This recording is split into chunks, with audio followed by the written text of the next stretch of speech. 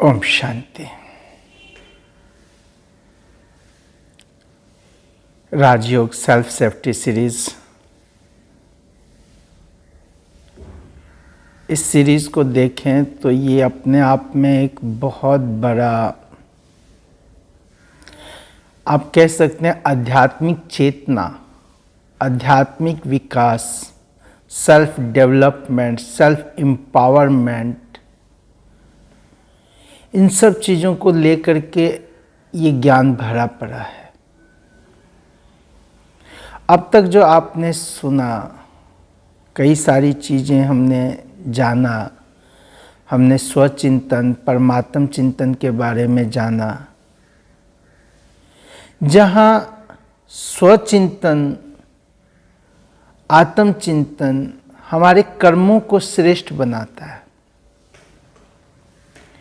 हमारे कर्मों को ऊंच महान बनाता है, साथ साथ हमें यह भूल करने से भी बचाता है, पाप कर्म करने से बचाता है, गलतियां करने से हमें बचाता है। वहीं परमात्मा के बारे में जानना, परमात्म चिंतन करना, परमात्मा के बारे में जितना हम मनन करते हैं, जितना हम सोचते हैं, उतना अधिक परमात्मा से मेरा कनेक्शन जुड़ता जाता है, जो मेरे पिछले कर्मों को विकर्मों को भस्म करता है, मेरे पाप नाश करता है। और साथ साथ हमने जो राजयोग, जो पिछले 2 दिनों से हमने सुना, राजयोग के अलग अलग पहलू के बारे में जाना, आधार के बारे में जाना। हमने ये भी जाना कि राजयोग कोई मंत्र नहीं है। हमने ये भी जाना कि जैसे शरीर को भोजन चाहिए, आत्मा को भी भोजन चाहिए, एक्सरसाइज चाहिए, आराम चाहिए। हमने ये भी समझा कि मेडिटेशन जो है वो कोई विचार शून्य होना नहीं है, लेकिन अपने मन के विचारों को प्योर पॉजिटिव डायरेक्शन में लेके चलना है। साथ के साथ मेडिटेशन के लिए वो 5 स्टेप्स, पहला स्टेप्स था अपने आप से बातें करना, स्वचिंतन करना। दूसरा स्टेप था व्यर्थ को, नेगेटिव को भूलना, विड्रॉ करना, अपने आप को डिटैच करना, मुक्त करना। तीसरा स्टेप था आत्मा को उसके ओरिजिनल स्वरूप में देखना, विजुअलाइज करना, अपना स्वयं का दर्शन करना, आत्म दर्शन करना। चौथा, आत्म दर्शन के साथ आत्म चिंतन करना, आत्मा के गुणों का, आत्मा जो 7 गुणों की स्वरूप है उसका चिंतन करना।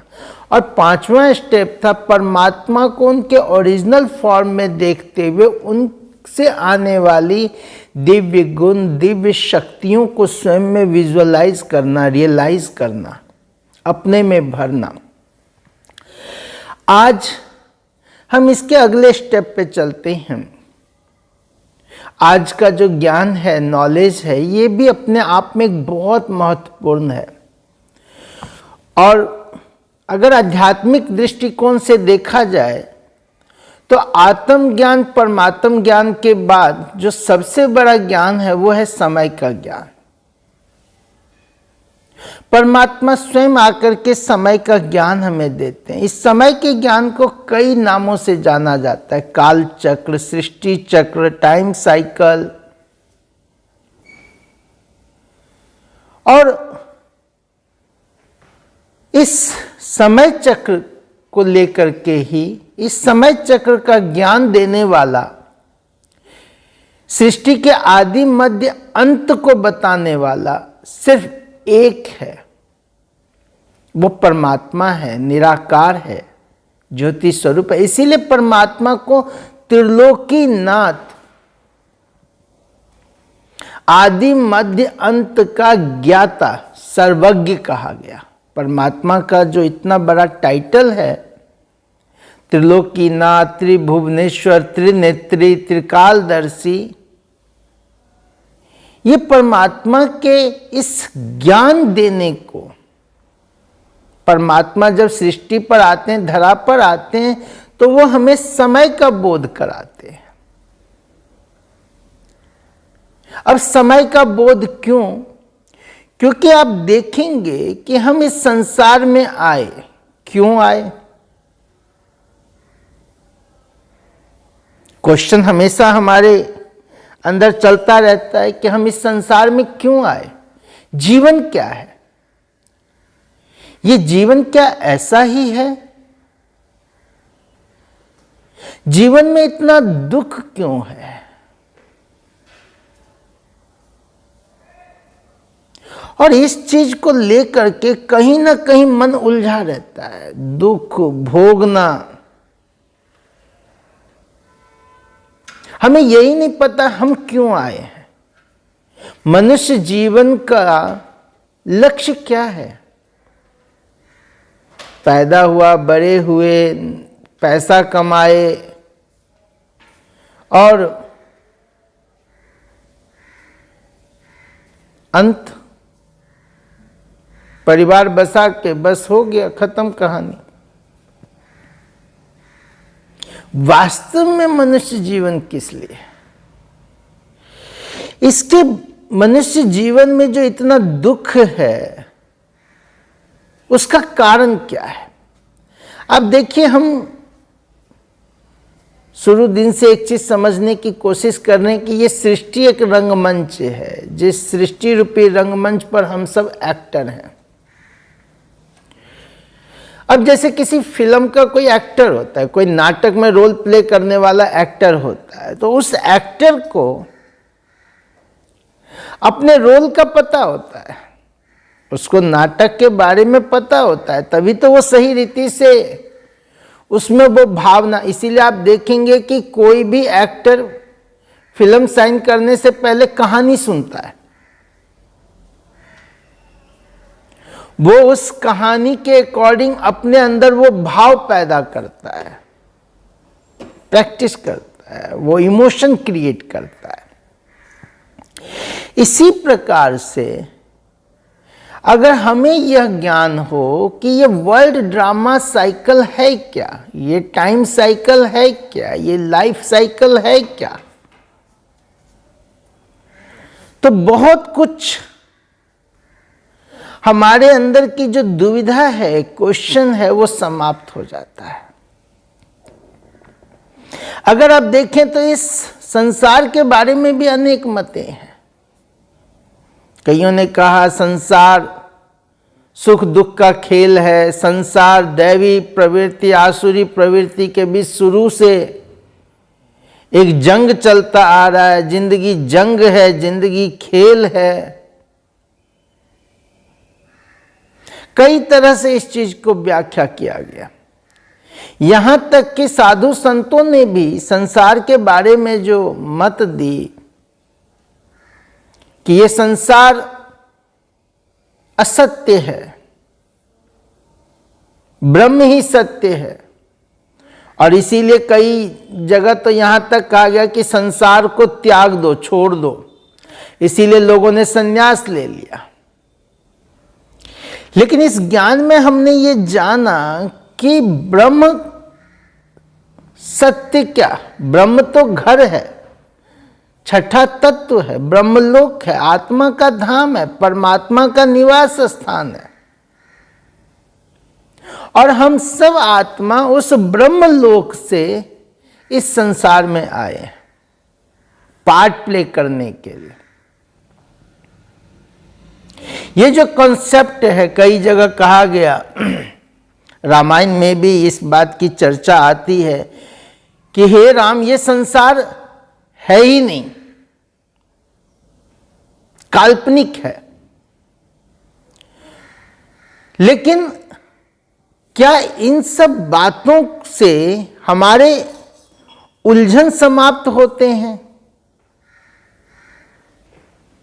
फिर जब हम जितना अधिक इसके बारे में और ज्यादा विचार करते हैं, तो यहां तक कि हमें भगवान से भी एक नाराजगी पैदा होता है कि ये भगवान ने मेरे लिए ही ये दुख, भगवान को क्या मैं ही दिखा था? और भगवान से नाराजगी का स्वरूप इस हद तक चला जाता है कि लोग सुसाइड तक कर लेते हैं। आज आप देख रहे होंगे कई ऐसे केसेस मिल रहे हैं जिसमें कि लोग ज्यादा जो जिज्ञासा बस आध्यात्मिकता की गहराई में जाने के कारण, वो आध्यात्मिकता की गहराई क्या होती है वो तो समझ से परे की चीज है, लेकिन लोग इस कदर इस चीज को लेने लगते हैं, अपने इमोशन का स्वरूप बदल लेते हैं कि लोग सुसाइड कर रहे हैं। आत्मघात महापाप। तो अध्यात्म जो है, ज्ञान जो है, ये सुसाइड कैसे सिखाएगा? आध्यात्मिकता ज्ञान तो जीवन के हर उस स्टेज को पार करना सिखाता है।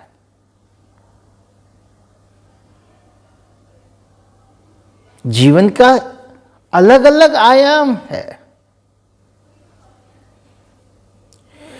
तो परमात्मा जो आके समय का ज्ञान देते हैं, ये समय का ज्ञान हमें बहुत सारे प्रश्नों से पार करता है। भगवान उवाच, समय परिवर्तनशील है।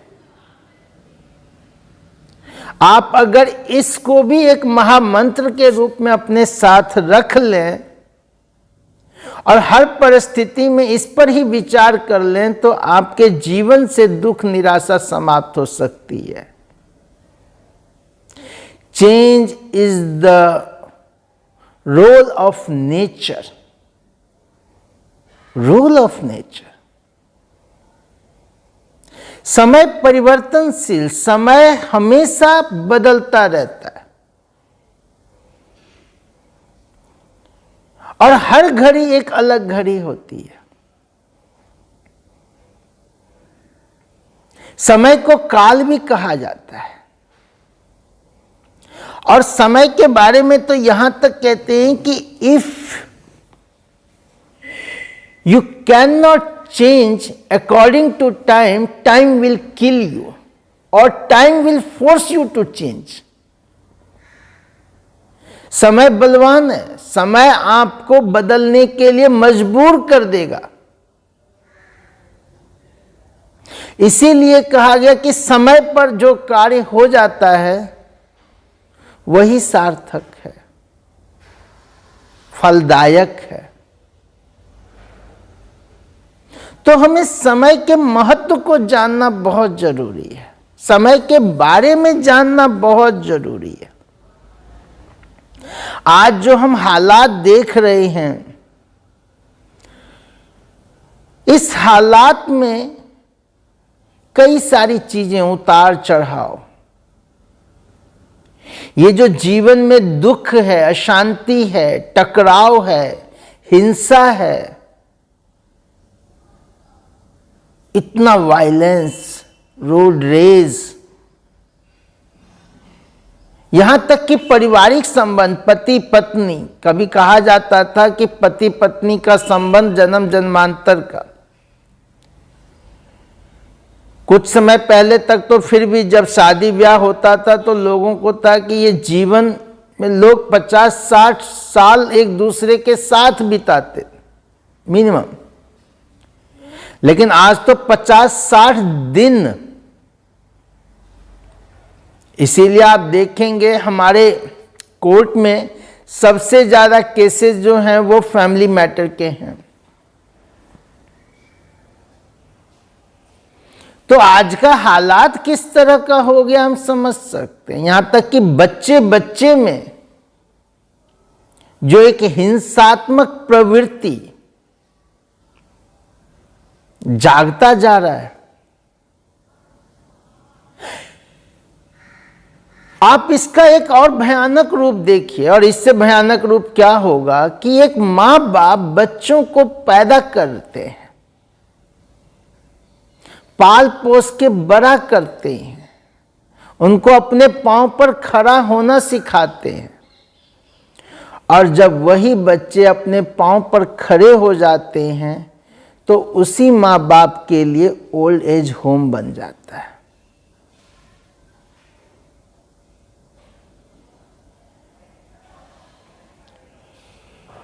कलयुग के बारे में तो हम शास्त्रों से भी बहुत कुछ सुनते आए हैं। वो जो एक कुएं की कहानी है कि एक कुआं 4 कुएं को पानी देता है, लेकिन ये 4 कुआं जो है वो उस एक कुएं को नहीं दे पाता। फिर जो पास का कुआं है उसमें तो नहीं, लेकिन जो दूर के कुएं हैं उसमें पानी जाता है। अब ये सब क्या है? एक माँ बाप अपने 4 बच्चों को पाल पोस के बड़ा करता है, खिलाता पिलाता है, लेकिन वही 4 बच्चे जब बड़े हो जाते हैं एक माँ बाप को नहीं खिला पिला सकते। फिर जो माँ बाप जो सबसे नजदीक होते हैं वहां तक तो कुछ नहीं पहुंचता, लेकिन दूर के रिलेशन,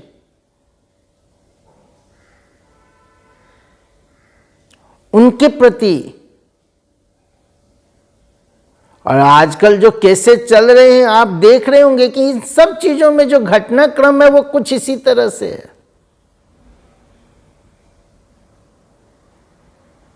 दूर का संबंध बहुत प्यारा बन जाता है, बहुत करीबी हो जाता है, लेकिन जीवन यात्रा में हर कर्म का अपना एक फल है। तो जीवन में जो दुख है वो कहीं न कहीं हमारे किसी न किसी कर्म का फल है। हमें इसको समझना पड़ेगा। आज जो इतने सारे न्यूक्लियर वेपन्स, एटॉमिक हथियार बने हैं, ये कोई अलमीरे में सजा के रखने की चीज नहीं है, या इसको सिर्फ समुद्र में डाल दिया जाए उससे नहीं हो जाएगा। ये तो इतना भयानक चीज है। और कहते हैं कि आज संसार में इतने एटॉमिक हथियार हैं कि इस संसार को कई बार समाप्त किया जा सकता है। ग्लोबल वार्मिंग, कितने तो लेक जो बड़े बड़े थे वो सूख गए, कितने बड़े बड़े पहाड़ों का, बर्फ का पहाड़ वो पिघल करके समाप्त हो गए। और ग्लोबल वार्मिंग का जो हम ये रूप देख रहे हैं, बाढ़, भूकंप, ये सब कुछ, ये अपने आप में परिवर्तन की ओर रेखांकित कर रहा है, परिवर्तन की ओर इशारा कर रहा है। फिर जो मानसिक बीमारियां हम इतने दिन से सुन रहे हैं, मानसिक बीमारी, डिप्रेशन, ये सब भी परिवर्तन का ही एक स्वरूप है, परिवर्तन की ओर लेके जाने वाला है।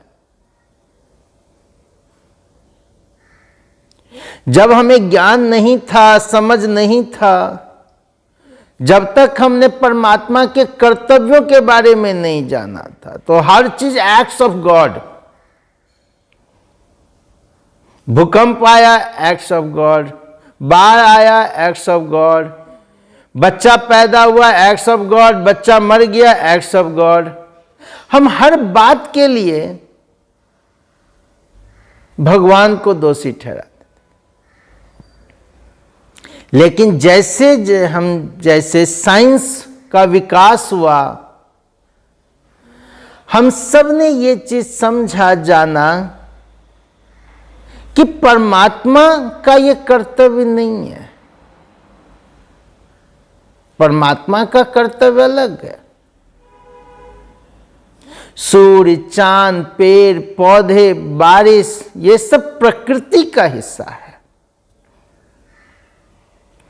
और ये जो अविनाशी नाटक है, ये नाटक प्रकृति और पुरुष के बीच का खेल है। ये जो ड्रामा है ये प्रकृति पुरुष का खेल है। प्रकृति पुरुष अर्थात स्त्री पुरुष नहीं, बल्कि 5 तत्व रूपी प्रकृति और आत्मा रूपी पुरुष के बीच का खेल है। यहां पुरुष कोई शारीरिक पुरुष नहीं, आत्मा को पुरुष कहा गया है। आत्मा अविनाशी है, हम पहले लेसन से सुन रहे हैं, और इसीलिए हम शास्त्रों में ये पढ़ते आए, नैनम छिंदन्ति शस्त्राणि नैनम दहति पावक, यानी आत्मा को काटा नहीं जा सकता, जलाया नहीं जा सकता। आत्मा अनादि अविनाशी है, चैतन्य है। इसी प्रकार आत्मा अविनाशी है तो प्रकृति, 5 तत्व रूपी प्रकृति भी अविनाशी है। इसका भी अंत नहीं होता। ऐसा नहीं है कि एक दिन सब कुछ खत्म हो जाएगा, समाप्त हो जाएगा, जलमग्न हो जाएगा, महाप्रलय हो जाएगा। ऐसा भी कुछ नहीं है कि ब्लैक होल में समा जाएगा। हम टाइम टू टाइम अलग अलग प्रकार की न्यूज सुनते आते हैं, भविष्यवाणियां सुनते आते हैं,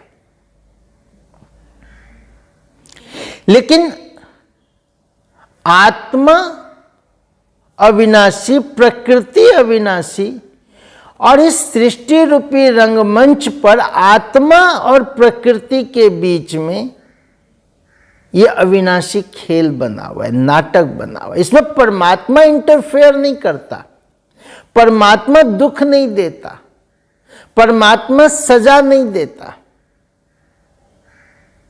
आत्मा अपने कर्मों का फल स्वयं भोगती है। आत्मा भी जन्म, कर्म और मृत्यु इस रूप में, इसी पर, जैसे प्रकृति एक बीज मिट्टी के संपर्क में आता, अंकुरित होता, वही पौधा बड़ा होता धीरे धीरे, और जब पूरी तरह वो वृक्ष जर्जरीभूत अवस्था को पा जाता है, वो अपना ही स्वयं नष्ट कर लेता। यहां तक हम देखते हैं कि जंगल के जंगल जलकर भस्म हो जाते हैं। तो परमात्मा इंटरफेयर नहीं करता, परमात्मा का रोल नहीं है इसमें। यहां यह बात समझने की बहुत जरूरी है। ये तीनों चीज, आत्मा, प्रकृति और परमात्मा, ये तीनों अनादि अविनाशी है। परमात्मा सिर्फ और सिर्फ अंत में आत्मा और प्रकृति दोनों को रिजुवनेट करने, रिचार्ज करने, पावन करने आते हैं, परिवर्तन लाने आते हैं। इसीलिए भगवान का जो महावाक्य है कि धर्म के अति ग्लानि के समय अंत में मैं आता हूं, वो इसी बात का परिचय देता है। तो परमात्मा दुख नहीं देता, और अगर परमात्मा की मर्जी से ही बारिश होता, हवा चलता, सब कुछ होता, तो जीवन में तो दुख होता ही नहीं, प्रकृति बड़ी सुखदायी होती। यहां यह चीज समझने की जरूरत है कि आत्मा का इफेक्ट प्रकृति जगत पर पड़ता है। 5 तत्व रूपी प्रकृति पर आत्मा के नेचर का, आत्मा के स्टेजेस का। इसीलिए आप देखेंगे कि हम जहां जिस जगह पर रहते हैं, हमारे जैसे थॉट्स, जैसा वाइब्रेशन, वैसा वहां का वातावरण बनता है। हम सब बचपन में एक कहानी भी पढ़ते आए, सुनते आए हैं। एक राजा था, वो वेश बदल करके जाता है, देखता है तो एक वृद्ध महिला के घर में ठहरता है। उसको प्यास लगा होता है तो वो वृद्ध महिला गन्ने का रस देती है। थोड़े से गन्ने में इतना सारा रस निकलता है, वो रस बहुत मीठा होता है। राजा पेट भर के उस रस को पीता है। फिर वो पूछता है, बातचीत करता है, तो राजा सोचने लगता है जब वो वापस निकलता है कि इतना रस हो रहा है, इतना सब कुछ हो रहा है, मुझे टैक्स बढ़ा देना चाहिए। राजा टैक्स बढ़ा देता है उसके ऊपर। फिर कुछ समय के बाद वापस राजा इसी तरह से उस वृद्ध महिला के आश्रम जाते। इस बार जो गन्ने से रस निकलता है वो बहुत थोड़ा निकलता है। तो राजा पूछता है वृद्ध महिला से कि माते, यही गन्ना तो पहले इतना रस देता था, अब इतना ये रसहीन कैसे? तो वो वृद्ध महिला कहती है कि पहले मेरा राजा जो था वो बहुत दयालु था, कृपालु था। जब से राजा दयाहीन हो गया तब से धरती भी रसहीन हो गई। तो व्यक्ति का, आत्मा का इम्पैक्ट जो है वो प्रकृति पर पड़ता है। हम सब भक्ति काल के बारे में जानते हैं, द्वापर युग के बारे में, ऋषि मुनि जंगलों में जहां हिंसक प्राणी, जीव जंतु सब रहते थे, लेकिन इतिहास में कहीं ऐसा वर्णन नहीं आता कि किसी साधु संत सन्यासी को किसी ने खा लिया, बल्कि ये आता है वर्णन कि वो जब तपस्या करते थे तो जंगली जानवर भी उनके आसपास आकर शांति से बैठ जाया करते थे। इतना उनका तप का वाइब्रेशन होता था, शांति का वाइब्रेशन होता था। ये क्या है? ये तो आत्मा का ही इम्पैक्ट है ना। और ज्यादा दूर हम क्यों जाएं? आप देखेंगे आज भी प्रसिद्ध गांधीवादी बाबा आमटे का परिवार, बाबा आमटे के घर में जंगली जानवर उनके पारिवारिक सदस्य के रूप में है। वो हिंसा नहीं करते, हिंसक चीज नहीं खाते। तो जैसी आत्मा वैसी प्रकृति बनती है। ब्रह्मा कुमारीज में एक बहुत बड़ा प्रोजेक्ट चलता है यौगिक खेती का, जिसमें जो खेत से जुड़े हुए जो ग्रामीण विभाग के जो हमारे भाई बहन हैं, जो किसान हैं, वो जब खेती करते हैं उसमें यौगिक विधि से और वहां उस खेत में तपस्या करते हैं, और जिसके परिणाम स्वरूप उसका फसल, उसके पत्ते, उसके फूल, हर चीज, इसको हम माइंड के ऊपर जब सेशन चलेगा उसमें हम देखेंगे। लेकिन आप एक चीज आप देख लीजिए, आप अपने घर में एक गमला रख लीजिए, बालकनी में, छत पे, कहीं भी, और आप बहुत प्रेम से, स्नेह से उसमें रोज पानी डालिए। ऐसे ही पानी मत डालिए, अपने मन में उस पौधे के प्रति अच्छे भाव भर के डालिए। कुछ उसके इर्द गिर्द बैठ करके अच्छे वाइब्रेशन क्रिएट कीजिए। आप देखिए उस पौधे पर क्या असर होता है। और ऐसे बहुत सारे रिसर्च में पानी के ऊपर, पौधों के ऊपर, म्यूजिक से कई तरह के रिसर्च हुए हैं। तो प्रकृति का इम्पैक्ट शरीर पर पड़ता है, प्रकृति पर पड़ता है, आत्मा का इम्पैक्ट पड़ता है, आत्मा के विचारों का इम्पैक्ट पड़ता है। और ये जो सृष्टि रूपी नाटक है, ये जो आप सृष्टि चक्र देखे हैं, ये चित्र में दिखाया गया है कि ये अविनाशी नाटक, अविनाशी खेल, प्रकृति पुरुष का खेल। अब यहां जो ये खेल है, ये खेल साइक्लिक है, ये अविनाशी है, और अविनाशी चीज हमेशा साइक्लिक होती है। इसीलिए ये जो सिद्धांत है कि सृष्टि लीनियर फॉर्म में होगी, समय लीनियर फॉर्म में, लीनियर का मतलब होता है किसी समय उत्पत्ति और किसी समय उसका अंत हो जाना। लेकिन और जो बिग बैंग थ्योरी जो चल रहा है रिसर्च, वो इन्हीं चीजों पर चल रहा है, लीनियर फॉर्म को ढूंढा जा रहा है। लेकिन साइंस का ही एक बहुत बड़ा वर्ग इस बात को स्वीकार करता है कि ये समय साइक्लिक है। साइक्लिक का अर्थ होता है कि जिसका न कोई आदि न अंत।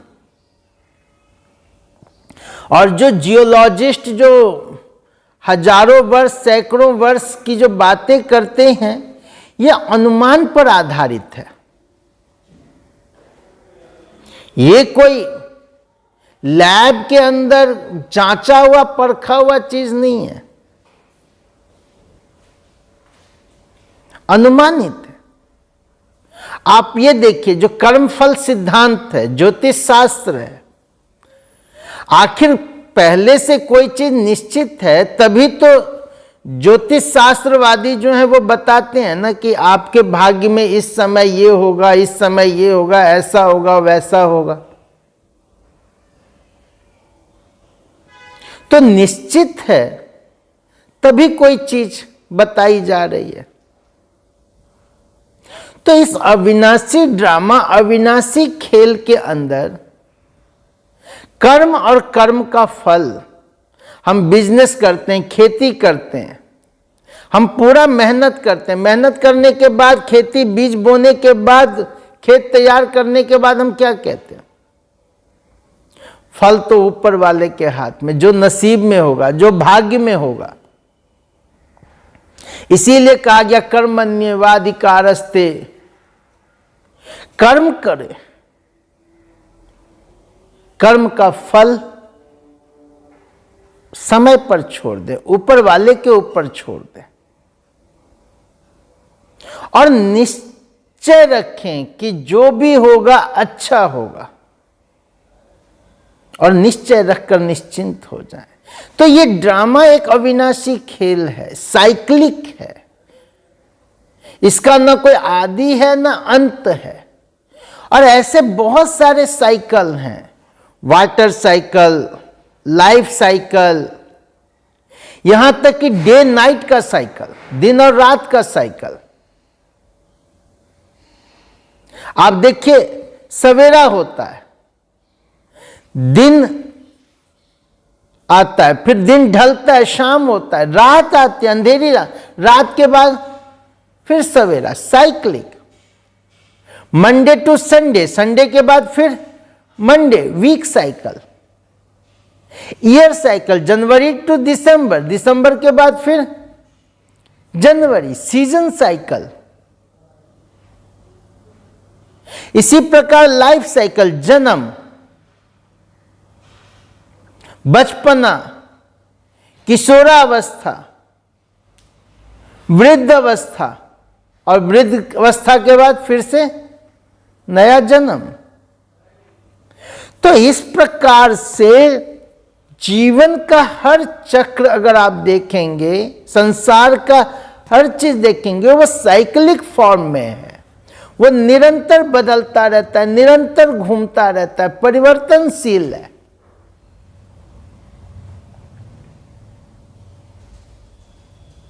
इसीलिए कहा गया समय परिवर्तनशील। अब हर समय के परिवर्तन होने का भी अपना एक टाइम पीरियड है। दिन 24 घंटे का, 24 घंटे का ही क्यों, 20 का होता, 10 का होता। हमने उसको स्वीकार कर लिया। सप्ताह 7 दिन का, साल 12 महीने का, ऋतुएं 12 महीने पे बदलती हैं। हम धार्मिक क्रियाकलाप के लिए हिंदी कैलेंडर यूज करते हैं और समय के लिए हम इंग्लिश कैलेंडर को यूज करते हैं। दोनों ही कैलेंडर सही है। हम ये नहीं कह सकते ये गलत है वो सही है। अगर हम गलत सही में पढ़ेंगे तो नुकसान किसका, हमारा होगा, हम टाइम से पिछड़ जाएंगे। अब हमने ये मान लिया दिन 24 घंटे का, सप्ताह 7 दिन का, साल 12 महीने का, इसी प्रकार परमात्मा कहते हैं ये जो वर्ल्ड ड्रामा साइकिल है ये 5000 वर्ष का सृष्टि चक्र है। 5000 वर्ष का, 5000 वर्ष के सृष्टि चक्र में यह वर्ल्ड ड्रामा साइकिल घूमता रहता है। इसीलिए आप चित्र में देख रहे होंगे सतयुग, त्रेता युग, द्वापर युग, कलयुग, और कलयुग के बाद फिर सतयुग। तो यह स्वास्तिका के रूप में दिखाया गया। स्वास्तिका, हम सब किसी भी अच्छे कार्य के लिए, धार्मिक कार्यों के लिए स्वास्तिका का प्रयोग करते हैं। घरों के दरवाजे पर कोई भी शुभ मुहूर्त होता है, किसी चीज पर हम स्वास्तिका बनाते हैं। और स्वास्तिका के साथ कैलेंडर भी एक बना हुआ निकलता है जिसमें गीता का उपदेश लिखा होता है, जो हुआ अच्छा हुआ, जो हो रहा है बहुत अच्छा, जो होगा वो और भी अच्छा, अर्थात समय कल्याणकारी है, ये परिवर्तन कल्याणकारी है। जो कुछ भी इस संसार में घट रहा है उसमें सब में कल्याण समाया हुआ है। स्वास्तिका ये शुभ का प्रतीक है, श्रेष्ठता का प्रतीक है। और जब हम इस भाव को अच्छी रीति समझ जाएंगे तभी हम निश्चय के साथ कर्म कर सकते। और जितना निश्चय उतना ही निश्चिंत। इसीलिए कहा गया निश्चय बुद्धि विजयंती, संशय बुद्धि विनश्यंती। तो निश्चय में निश्चिंत, और तभी हम जीवन के बहुत सारे प्रश्नों से मुक्त हो सकते हैं। ये क्यों, ऐसा क्यों, वैसा क्यों, मेरे साथ ही क्यों, मेरे जीवन में इतना भोगना क्यों, दुख क्यों। इस पर एक छोटी सी कहानी है जिसके द्वारा हम समझ लें। इसको मैं बहुत संक्षेप में बताता हूं। अकबर बिरबल जंगल में जा रहे थे शिकार के लिए, सिपाही भी साथ में थे। अकबर का उंगली कट जाता है। बिरबल कहता है महाराज बहुत अच्छा हुआ। अकबर उस समय दर्द पीड़ा में था, उसको गुस्सा आता है, वो सिपाहियों को कहता है इसको जेल में डाल दो। अकबर बेचारा अकेला पड़ जाता है, शिकार करने लगता है। तभी कुछ आदिवासी के हाथ वो पड़ जाता है। आदिवासी लेके जाते हैं कि ओह तरोताज़ा बलि चढ़ाएंगे, आज देवी माँ खुश हो जाएगी। बलि चढ़ाने के लिए ले जाते हैं तो बलि चढ़ाने से पहले पूरा नहा धो के चेकिंग प्रक्रिया होती है उनकी। तो देखता है उंगली कटा हुआ है, तो कटा हुआ तो बलि स्वीकार नहीं होगा। अकबर को छोड़ दिया जाता है। अकबर को बिरबल की बात याद आती है। बिरबल ने कहा था जो हुआ बहुत अच्छा हुआ। अकबर जाता है जेल में, बिरबल से माफ़ी मांगता है। बिरबल मैंने तुम्हारे साथ बहुत बुरा किया, तुमने सही कहा था, जो हुआ अच्छा हुआ। अगर मेरी उंगली नहीं कटी होती तो आज मेरी गर्दन कट जाती। बिरबल मुझे माफ कर दो, मैंने तुम्हारे साथ बहुत बड़ा अन्याय किया। बिरबल कहता है महाराज अच्छा हुआ, जो होता है अच्छे के लिए होता है। अगर आपका गर्दन नहीं कटता तो आज आपकी जगह मेरा गर्दन कट गया होता। हम जीवन में हर घटना, हर बीमारी, हर दुख, उसके पीछे कल्याण है। आप देखेंगे कई बार लोगों का ट्रेन मिस हो जाता है, बस छूट जाता है, प्लेन मिस हो जाता है, और पता चलता है कि इतने बड़े एक्सीडेंट से वो बच गए।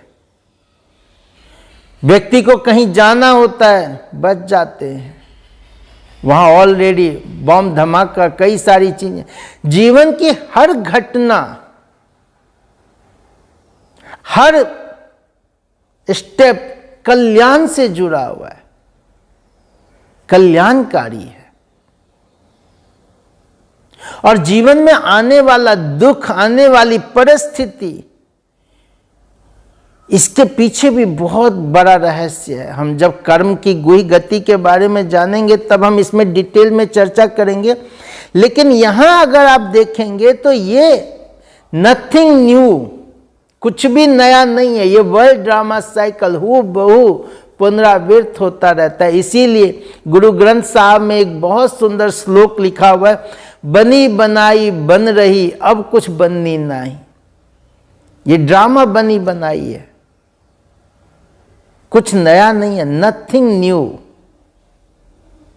इतिहास रिपीट होता रहता है, पुनरावृत्त होता रहता है। तो ये वर्ल्ड ड्रामा साइकिल है, और इस वर्ल्ड ड्रामा साइकिल के अंदर हम हर घटना पर फुल स्टॉप लगाएं, निश्चिंत का अनुभव करें। इस वर्ल्ड ड्रामा साइकिल के भी 4 स्टेज हैं। जैसे जीवन के 4 स्टेज हैं, बचपन, जन्म, बचपन, किशोरावस्था, वृद्ध और मृत्यु। इसी प्रकार से आप देखेंगे दिन का भी सुबह, दोपहर, शाम, रात, 4 स्टेज। सीजन के भी 4 स्टेज, गर्मी, बरसात, सर्दी, बसंत, फिर गर्मी। इसी प्रकार से इस ड्रामा का भी 4 स्टेज, सतयुग, त्रेता युग, द्वापर, कलयुग। एक छोटा सा युग दिखाया गया, संगम युग। हम इसको भी जानेंगे ये कितना महत्वपूर्ण है। लेकिन हम सतयुग, ये सबसे सुंदर समय, श्रेष्ठ समय, ये सतयुग, सत्कर्मों का युग, जहां देवी देवताओं का राज्य था। भगवान ने जो दुनिया रची, जब ये दुनिया नई थी, प्योर थी, 100% प्योर थी, ये गोल्डन एज कहलाता है। इसीलिए यहां पीला रंग दिखाया गया, गोल्डन एज, सतयुग। इसी को जन्नत, हेवन, पैराडाइज कहा गया। भगवान के द्वारा, भगवान का रचा हुआ, इसीलिए इसको हेवनली, हेवन, और भगवान को हेवनली गॉड फादर, स्वर्ग का रचयिता कहते हैं। ये 16 यहां आत्माएं अपने संपूर्ण स्वरूप में होती हैं। 16 कला संपूर्ण होती हैं, पावन होती हैं। ये वो दुनिया है जहां चारों तरफ सुख, शांति, समृद्धि व्याप्त है। जैसे कोई भी चीज होती है वो शुरू में बिल्कुल परफेक्ट होती है, नई होती है, प्योर होती है, धीरे धीरे वो पुरानी होती है। उसी प्रकार इस सृष्टि का यह आदि समय है, सतयुग, जब हम सब आत्माएं 100% प्योर। इसीलिए जब कोई चीज नहीं होती, हम क्या कहते हैं, A1 क्वालिटी, नंबर 1 क्वालिटी। तो इस सृष्टि का यह नंबर 1 समय, A1 समय, A1 स्टैंडर्ड का समय, सतयुग, जहां राधे कृष्ण लक्ष्मी नारायण का राज्य, जहां 16 कला संपूर्ण, सर्वगुण संपन्न, मर्यादा पुरुषोत्तम, अहिंसा, परमो धर्म को पालन करने वाले संपूर्ण निर्विकारी आत्माएं होती हैं, सतो प्रधान आत्माएं होती हैं। वहां प्रकृति भी सतो प्रधान होती है, सुखदायी होती है, क्योंकि आत्मा प्योर है। और हमने देखा कि आत्मा का इफेक्ट प्रकृति पर, तो आत्मा प्योर तो प्रकृति भी सुखदायी, इसीलिए वहां प्रकृति से दुख नहीं मिलता। फिर धीरे धीरे जैसे जैसे समय नीचे की ओर, सतयुग राइट साइड श्रेष्ठता का प्रतीक, शुभ का प्रतीक। फिर राइट से थोड़ा नीचे त्रेता युग, 16 कला से 14 कला, चंद्रवंशी, वो था सूर्यवंशी, सिल्वर एज। वहां आत्माओं की कला 16, यहां त्रेता में आत्माओं की कला 14, राम सीता का युग।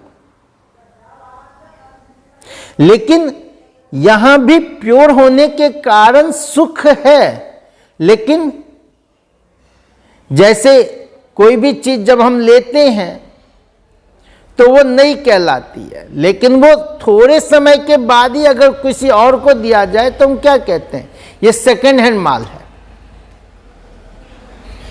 नंबर 2 क्वालिटी, इसीलिए सतयुग को पूर्णिमा के साथ और त्रेता को पूनम के साथ तुलना किया गया। पूर्णिमा का चांद और पूनम की चांद में चांद के स्वरूप में नहीं फर्क होता है, सिर्फ उसकी लाइट में फर्क होता है। इसी प्रकार सतयुग गोल्डन एज, त्रेता सिल्वर एज, ये दोनों युग मिलकर ब्रह्मा का दिन कहलाता है। पूरी सृष्टि को ब्रह्मा के दिन और रात से तुलना किया गया। तो सतयुग और त्रेता ब्रह्मा का दिन, द्वापर कलयुग ब्रह्मा की रात।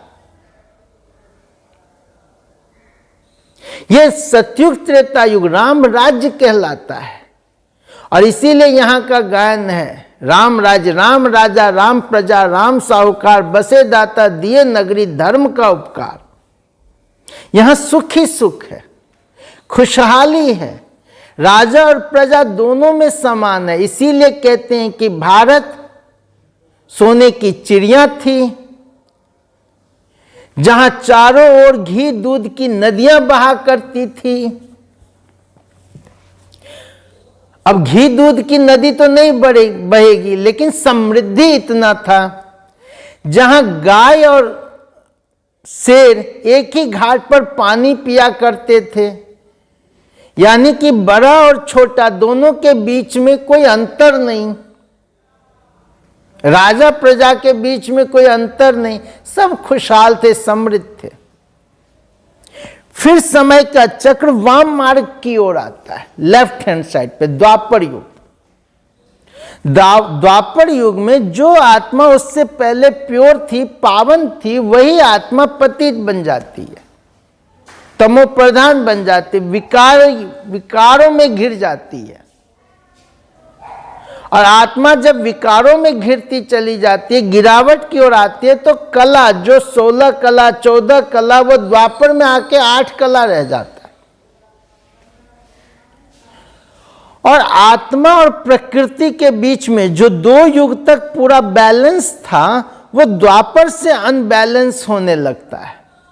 विकारों में आने के कारण, काम क्रोध लोभ मोह अहंकार में आने के कारण प्रकृति के साथ हमारा सामंजस्य बिगड़ने लगता है।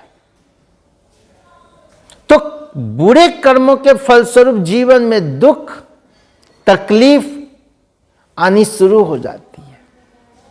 फिर धीरे धीरे लड़ाई झगड़े और अनेक प्रकार के, जब आत्माएं गिरावट में आती हैं, दुख प्राप्त होने लगते हैं, तो आत्माएं भक्ति, पूजा पाठ, ईश्वर भगवान, फिर मंदिर, ये सब अनेक प्रकार की चीजें द्वापर में शुरू होती है।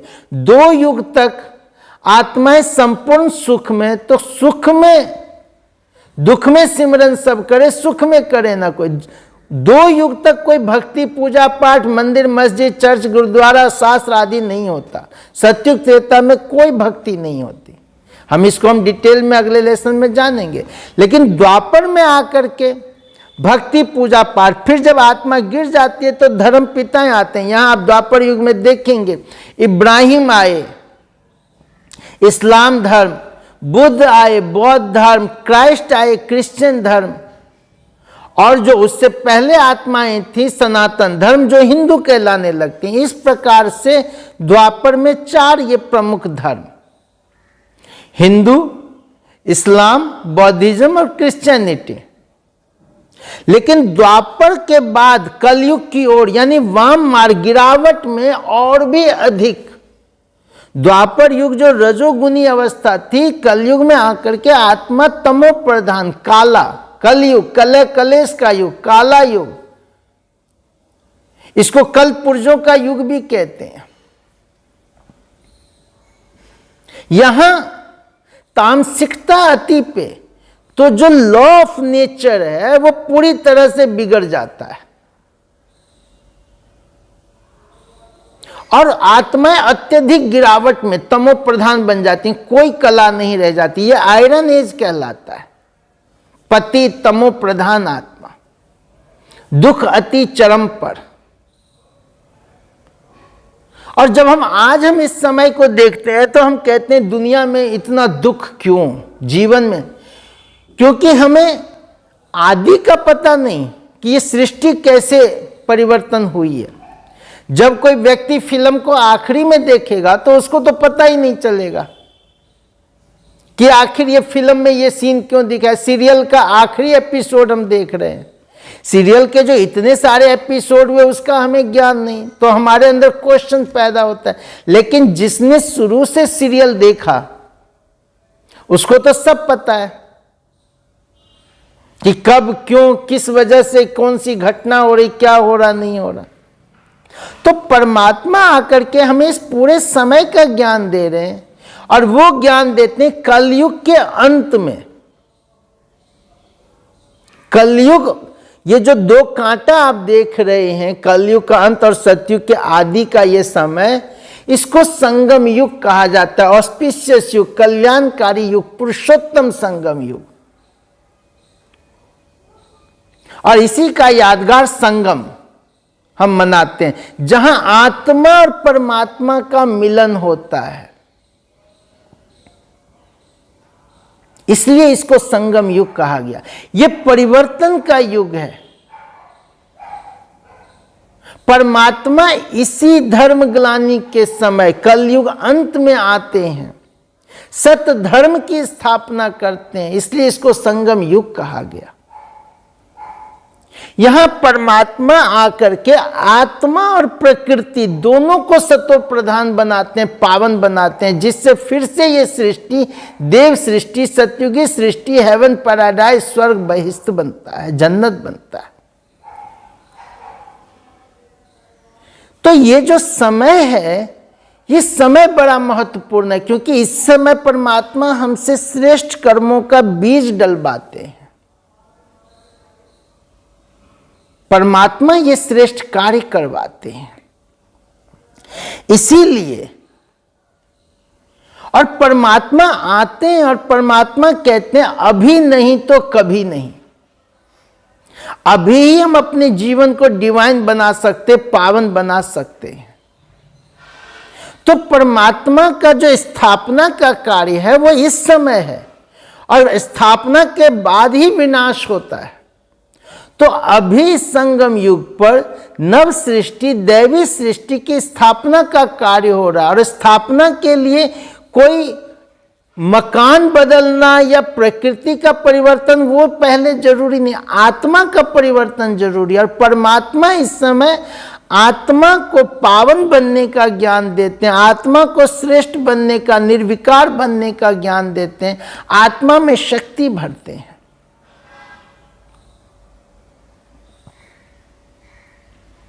इसलिए यहां पे हमें यह समझना बहुत जरूरी है,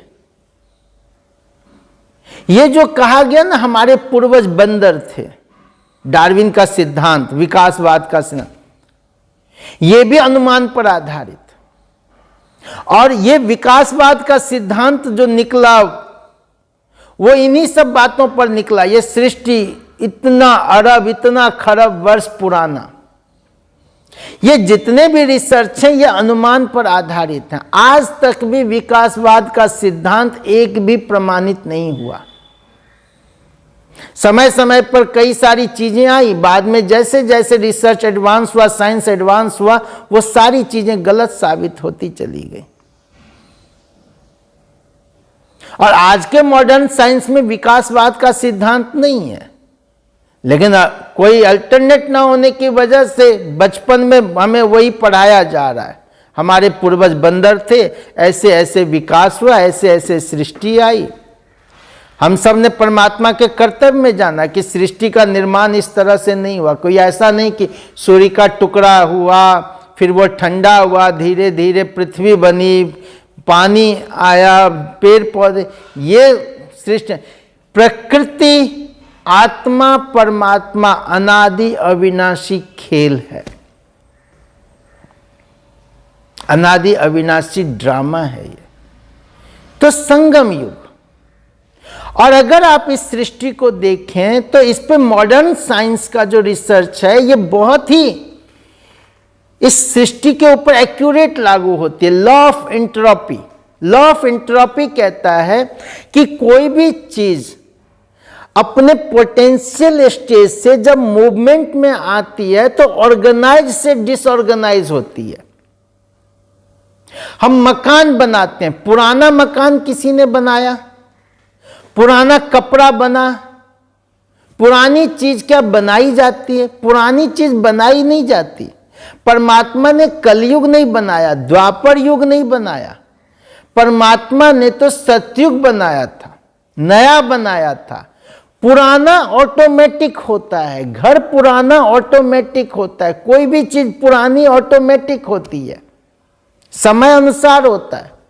बैटरी चार्ज होता है, धीरे धीरे वो डिस्चार्ज होता है। इसी प्रकार आत्मा और प्रकृति पूरी तरह चार्ज थी आदि में, फिर डिस्चार्ज होती है, लेकिन चार्ज अपने आप नहीं होती। लॉ ऑफ एंट्रोपी कहता है कि जब डिसऑर्गेनाइज हो जाती है तब external source of energy intervene करता है और पुनः इसको रिचार्ज करता है। जैसे हम देखते हैं कि पूरा दिन रात्रि में जब एक तरह से हम कह सकते हैं कि इतने प्रकार के जर्म्स, कई सारी चीजें अंधकार की वजह से पैदा होती हैं, तो एक्सटर्नल सोर्स ऑफ एनर्जी सूरज फिर से एनर्जी प्रदान करता है, चार्ज करता है। अगर सूरज इंटरवीन न करे तो क्या होगा? इसी प्रकार से सतयुग, त्रेता, द्वापर, कलयुग, कलयुग अंत में परमात्मा को इंटरवीन करना पड़ता है और डिसऑर्गेनाइज को फिर से ऑर्गेनाइज करना पड़ता है। परमात्मा जो इस ड्रामा साइकिल के परे है, परे ते परे है, पार ब्रह्म परमेश्वर है, वो इंटरवीन करके, पावन करके फिर से एक नव सृष्टि, दैवी सृष्टि की स्थापना करते हैं। तो परमात्मा कहते हैं अब यह पुरुषोत्तम संगम युग है, अब हमारा कर्तव्य क्या है? तो आत्मा का इफेक्ट प्रकृति पर पड़ा, अब हमें आत्मा को पावन बनाना है, आत्मा को शुद्ध बनाना है, सतो प्रधान बनना है।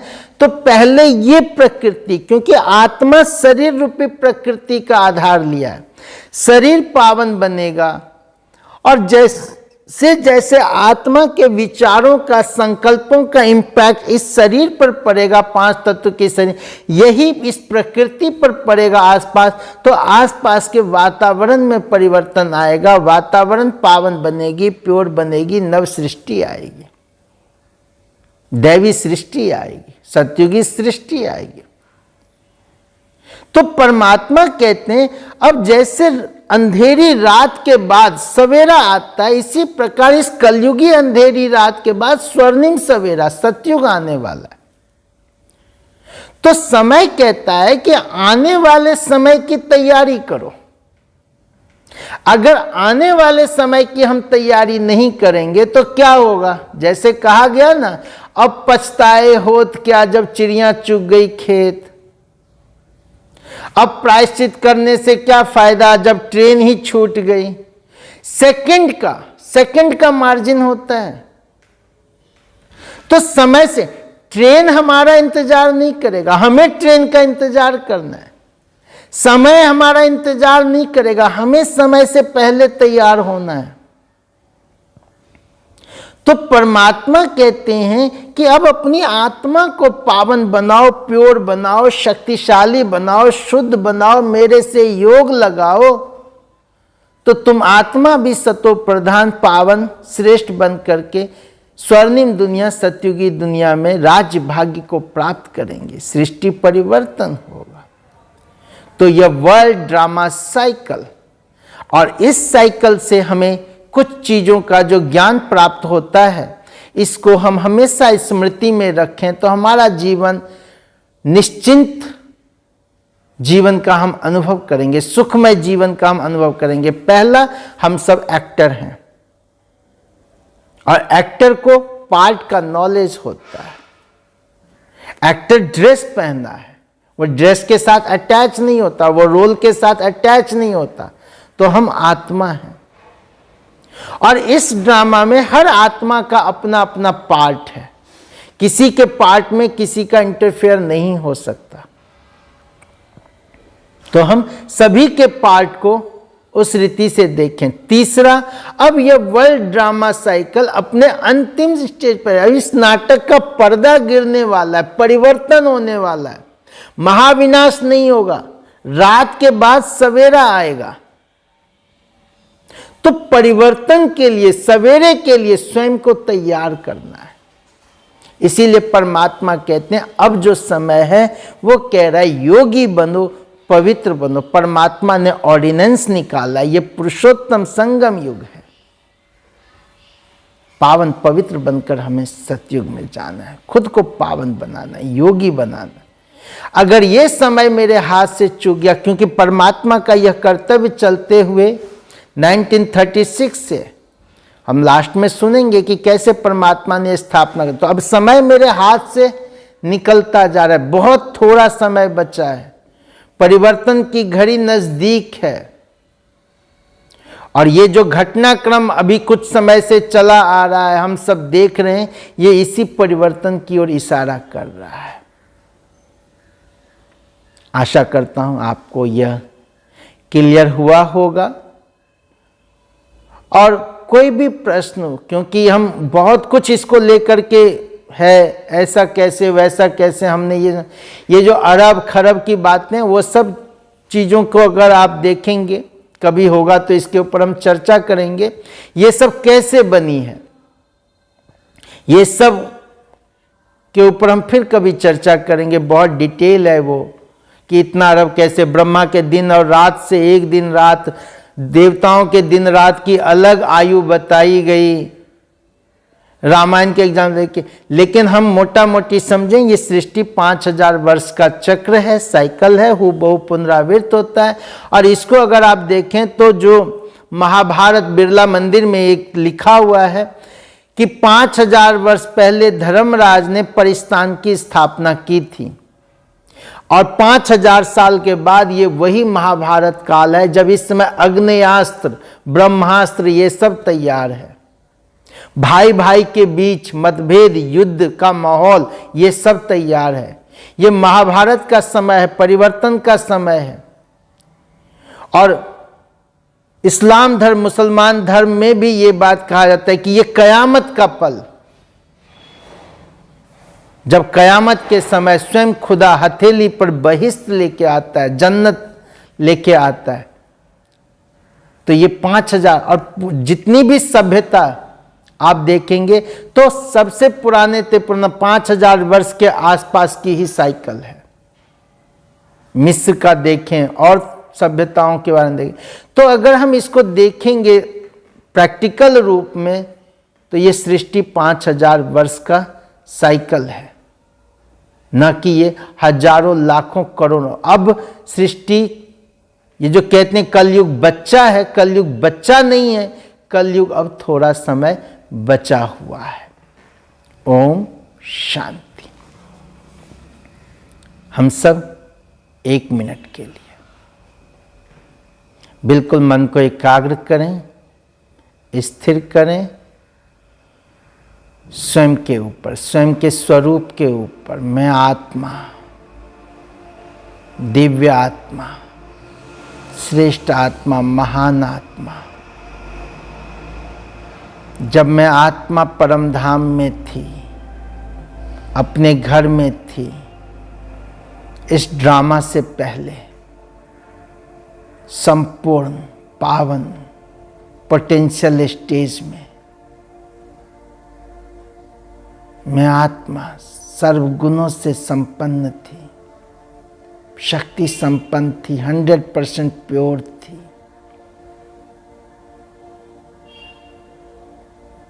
परम धाम से मैं आत्मा इस सृष्टि रंगमंच पर आदि काल में सतयुग में आई, देवी देवता रूप में पावन शरीर लिया, कंचन काया प्राप्त हुआ। धीरे धीरे मैं आत्मा जन्म और मृत्यु के चक्र में आई, शरीर बदलता रहा, आत्मा पार्ट प्ले करती रही। सतयुग,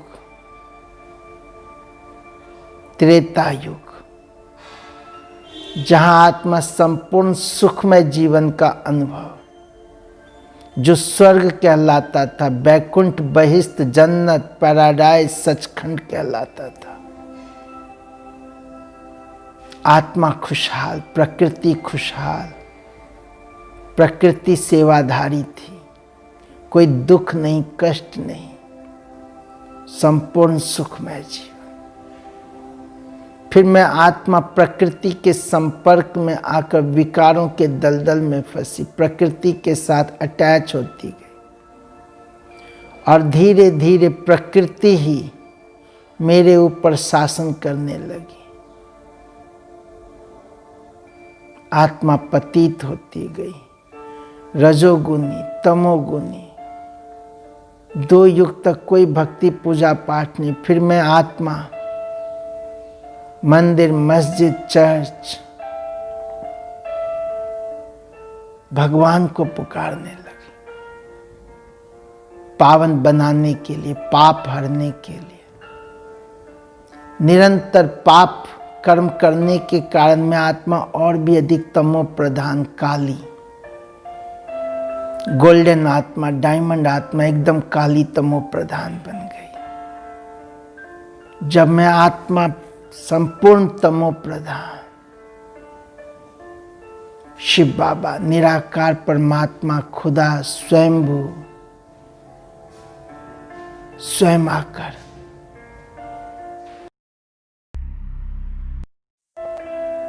मुझ आत्मा का मिलन परमात्मा के साथ, परमात्मा ने आकर मुझ आत्मा की अज्ञानता रूपी नयन खोल दिए। मुझे आत्मा की स्मृति मिली, परमात्मा का ज्ञान मिला, समय का ज्ञान मिला, पहचान मिला। अब मैं आत्मा शिव बाबा की याद में, उनकी किरणों में, छत्र छाया में स्वयं को फिर से पावन, आत्मा रूपी बैटरी जो डिस्चार्ज हो गई फिर से चार्ज होती जा रही है, शुद्ध सतो प्रधान बनती जा रही है। मुझे स्वयं को पावन बनाकर इस 5 तत्वों की प्रकृति को भी पावन करना है, सतो प्रधान बनाना, चारों ओर सुख, शांति, प्रेम, पवित्रता का वाइब्रेशन फैलाना।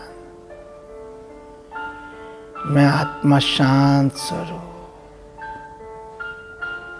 प्रेम स्वरूप, सुख स्वरूप, शांति,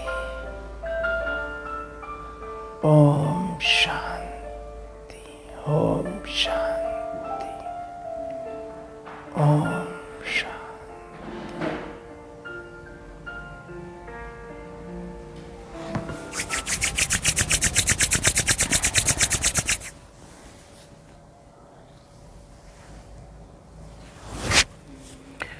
ओम शांति। थैंक यू, शुक्रिया। सभी सब्सक्राइब जरूर करें, शेयर जरूर करें और आप कमेंट्स भी डालें। आपका कमेंट्स हमें प्रेरणा देगा। Thank you. ओम शांति।